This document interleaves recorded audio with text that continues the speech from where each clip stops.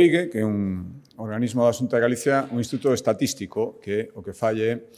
constatar datos. Precisamente, a constatación deses datos foi o que move a Xunta de Galicia, xa o dixemos dende o primeiro momento, eso non facer nada ou non querer saber exactamente despois desses datos cal é a foto, cal é a situación, cales son as actitudes, como se pode facer para mellorar, xe o que move a que a Xunta de Galicia pedira esas enquisas e outras actividades que estamos facendo e que faremos. A mí o que me fai gracia é que hai determinados estamentos, determinados partidos políticos, os de sempre, que cando o dato, cando lles convén ese dato, non o poñen en dúbida e é un dato sagrado. Cando creen que non convén o que di aí, pois entón non hai que aceptalo, hai que negalo e hai que decir que é un dato interesado e o seu encargo é un encargo interesado. A Xunta de Galicia ten que ter moitas fontes para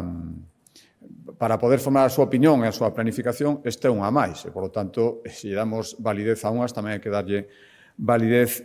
a outras.